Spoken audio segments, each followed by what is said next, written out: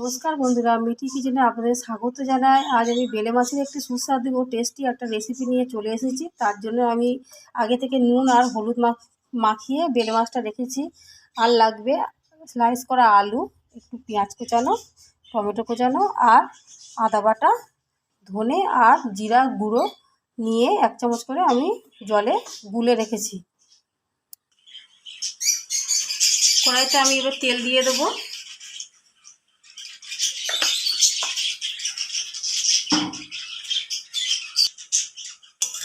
কড়াতে তেল দিয়েছিলাম, তেলটা বেশ ভালো করে গরম হয়ে গেছে। আমি এবার মাছগুলো একে একে ছেড়ে দেবো। মাছগুলো ভাজা হয়ে যাক, আমি লাস্ট দিয়ে দুটো বেগুনগুলো আনবো। গাছের বেগুনগুলো আমি তুলতে এসেছি, দেখি কোনটা হয়েছে। হ্যাঁ, এটা হয়ে যাবে। দুটো বেগুন আমি গাছ থেকে তুলে নিচ্ছি রান্নার জন্য। আমার বেলে মাছগুলো সব ভাজা হয়ে এসছে। এবার আমি একে একে মাছগুলো একটা বাটিতে তুলে নিচ্ছি। মাছটা ভেজে তুলে নিয়েছি। এবার গাছ থেকে যে টাটকা বেগুন তুলে নিয়ে এসেছিলাম, নুন হলুদ মাখিয়ে বেগুনটা হালকা করে ভেজে নেব। বেগুনটাও কিন্তু আমি আলুর মতো করে স্লাইস করে, আলু যেমন স্লাইস করে কেটেছি, বেগুনটাও ওইভাবে কেটে নিয়েছি। এবার হালকা করে কড়াতে দিলাম, হালকা করে ভেজে তুলে নেব। আমার বেগুন ভাজা প্রায় কমপ্লিট। কেন আমি এটা বেশি ভাজবো না, কচি বেগুন এই আমি তুলে রাখছি। বেশি ভাজলে সিদ্ধ হয়ে যাবে খুব বেশি। এরপর ওই তেলে আমি আলুগুলোও ভেজে নিচ্ছি।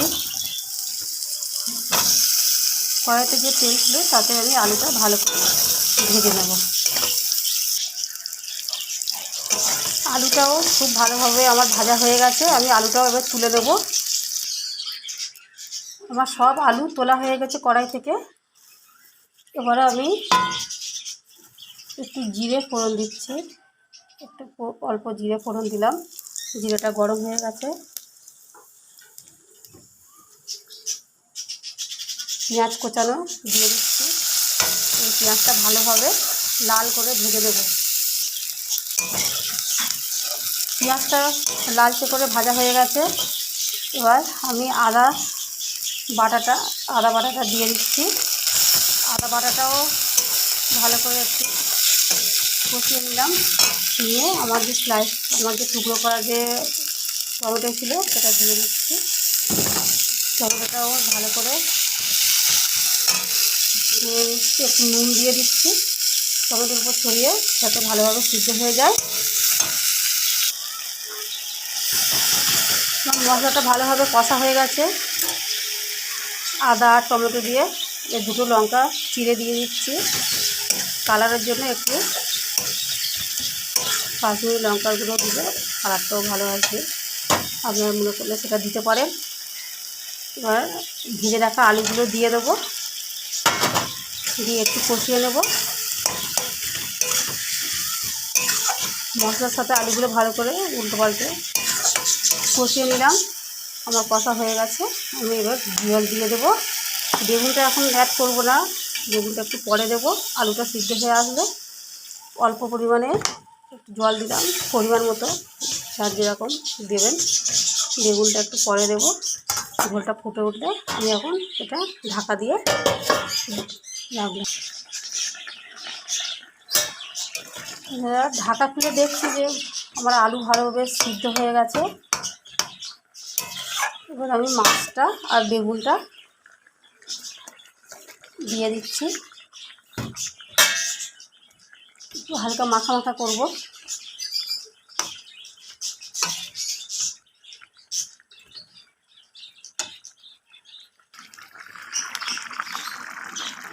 আপনারা দেখতেই পাচ্ছেন আমার তরকারিটা বেশ ভালো ফুটছে, কালারটাও সুন্দর এসছে। এবার আমি বাগান দিয়ে একটু টাটকা ধনেপাতা তুলে নেব, নিয়ে উপর দিয়ে ছড়িয়ে নামিয়ে নেব। বাগান দিয়ে টাটকা ধনেপাতা আমি তুলে নিচ্ছি। এই সুন্দরভাবে তুলে নিয়েছি। আমি বাগান দিয়ে এই টাটকা ধনেপাতা তুলে নিয়ে এসেছি, এবার সুন্দরভাবে ছড়িয়ে দিচ্ছি, দিয়ে আমি নামিয়ে নেব। আমার রান্নাটা রেডি হয়ে গেছে, আমি নামিয়ে নিয়েছি। আপনারা এই রেসিপিটা বাড়িতে করবেন। এরকম নতুন নতুন রেসিপি পেতে আমার চ্যানেলটি আপনারা সাবস্ক্রাইব করবেন, কমেন্ট করবেন আর লাইক করবেন।